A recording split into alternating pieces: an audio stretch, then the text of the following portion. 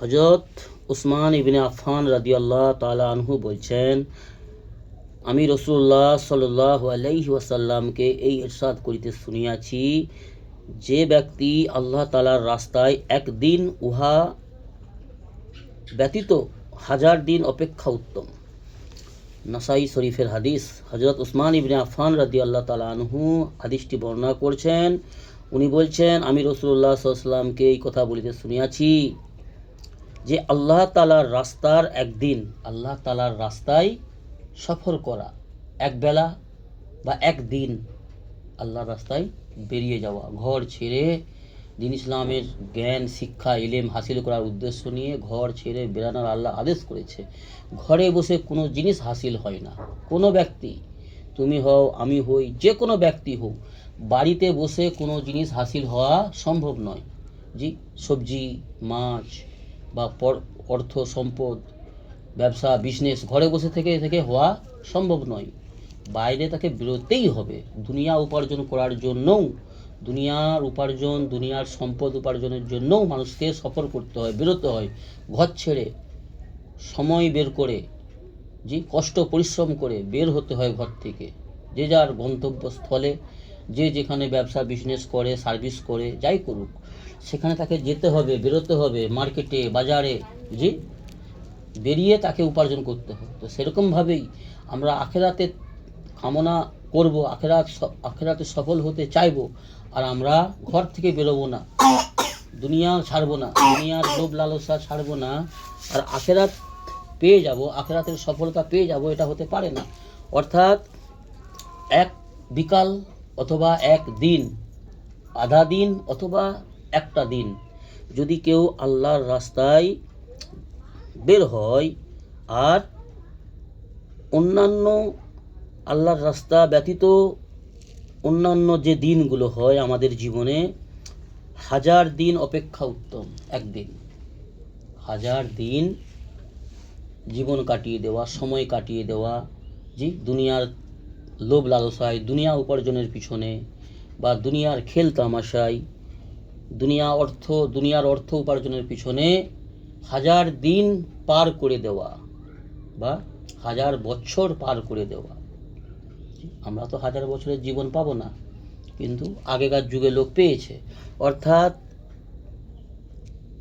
একদিন যদি কেউ আল্লাহর রাস্তায় সফর করে, বা এক বেলা, এক সকাল বা এক বিকাল বা একদিন, তো হাজার দিনের থেকেও ওই একদিন বা এক বিকাল উত্তম। তার কারণ ওই আল্লাহর কাছে যদি কবুল হয়, আল্লাহর কাছে কবুলিয়াতের যোগ্য, আল্লাহর রাজামন্দির উদ্দেশ্য নিয়ে, আল্লাহকে পাওয়ার উদ্দেশ্য নিয়ে, আল্লাহর রহমতের আশা নিয়ে যদি কেউ দিন ইসলামের প্রচার প্রসারের উদ্দেশ্য নিয়ে, শিক্ষার জন্য বা শিখানোর জন্য যদি কেউ বের হয় ঘর ছেড়ে, তাহলে ওই এক বিকাল বা এক সকাল বা এক দিন হাজার দিনের থেকেও উত্তম। তার কারণ এই এক সকাল, এক বিকাল বা এক দিনের মূল্য স্বরূপ আল্লাহ পাক আমাদের উপর খুশি হয়ে আল্লাহ আমাদেরকে মাফ করবেন এবং আল্লাহ আমাদের জান্নাত নসিব করবেন।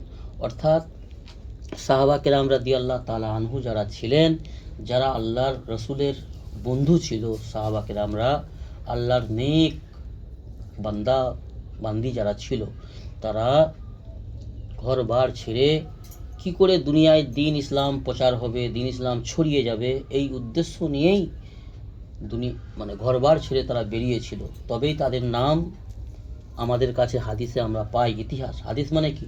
ইতিহাস। আমরা ইসলাম পেলাম কিভাবে? আরব থেকে দিন ইসলাম ছড়ালো, আজ গোটা পৃথিবীর কোনায় কোনায়, প্রত্যেক অলিতে গলিতে, গ্রামে গঞ্জে দিন ইসলাম ছড়িয়ে গেল।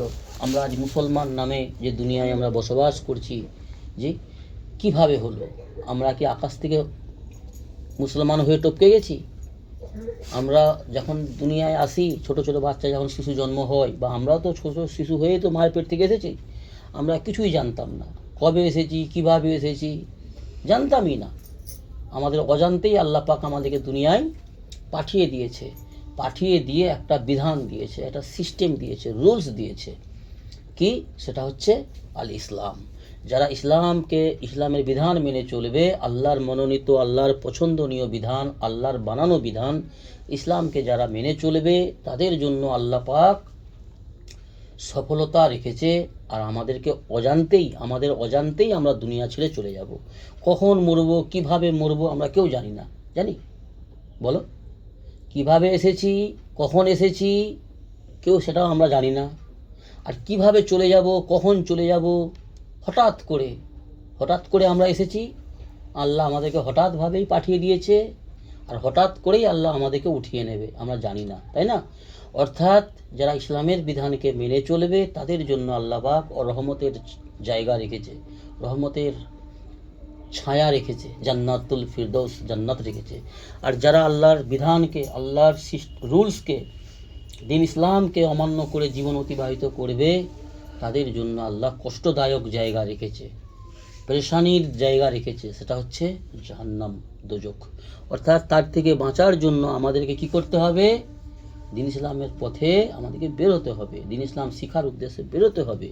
দুনিয়ার যে সময়টা আল্লাহ দিয়েছে আমাদেরকে হেলায় ঢেলায়, অবহেলায় নষ্ট করার জন্য আল্লাহ দেয়নি। দুনিয়ার সময়টা পার করার জন্য আল্লাহ দেয়নি। এই সময়টাকে আল্লাহ আমাদেরকে দিয়েছে অতি মূল্যবান সময়। আর এই সময়টাকে সঠিকভাবে ব্যবহার করার জন্য আল্লাহ আমাদেরকে হুকুম দিয়েছে, আমাদেরকে আল্লাহ কোরআন দিয়েছে, আল্লাহ আমাদেরকে রাহবার দিয়েছে। মুহাম্মদ রাসূলুল্লাহ সাল্লাল্লাহু আলাইহি ওয়াসাল্লাম আমাদের জন্য রাহবার, আমাদের জন্য মডেল। তার ইতাত করতে হবে, তার অনুসরণ করতে হবে বেশির বেশি। জি, আমরা 100 পারবো না, আমরা দুর্বল, কমজোর, জাহিল, সব দিক থেকে আমরা অসহায়।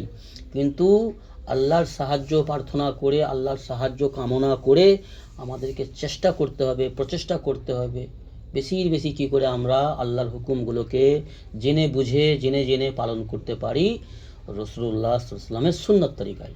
তবেই আমাদের জন্য সফলতা অপেক্ষা করছে, বুঝাস? আর আমাদের মুসলমান সমাজ উল্লাসে ব্যস্ত, ঈদের উল্লাস, ঈদের দিনে লাইটিং ফাইটিং করে বিশাল উল্লাস, নতুন কাপড়, নতুন জামা, কি নাই আনন্দ, কত বেহায়াপনা, কত অর্থ সম্পদ নষ্ট করা বিভিন্ন রকমভাবে। হ্যাঁ, আর পৃথিবীতে অন্যান্য দেশে কত মুসলমানরা কি কষ্টে দিন কাটাচ্ছে। তাদের দুমুঠা দুবেলা ঠিক মতন পেটে আহার জুটেনি, এরকমও মুসলমান আজকের দিনে সমাজে জীবন কাটাচ্ছে। কিন্তু সেই সব চিন্তা ভাবনা আমরা না করে আমাদের সন্তানদের খুশি আনন্দেতে মেতে গেছি, অর্থ সম্পদ ইনকাম করছি আর সেগুলোকে অর্থ সম্পদ জায়া করছি, নষ্ট করছি। এই হচ্ছে আমাদের পরিস্থিতি। আল্লাহ আমাদের দিন ইসলামের ব্যাপারে বেশি সহি জানকারি হাসিল করার তৌফিক দান করুন এবং দিন ইসলামের বিধানকে বেশি মেনে চলার তৌফিক দান করুন। আল্লাহুম্মা আমিন। সুবহানাল্লাহি ওয়া বিহামদিহি, সুবহানাকাল্লাহুম্মা ওয়া বিহামদিকা, ওয়া নাস্তাগফিরুকা ওয়া নাতুবু ইলাইক।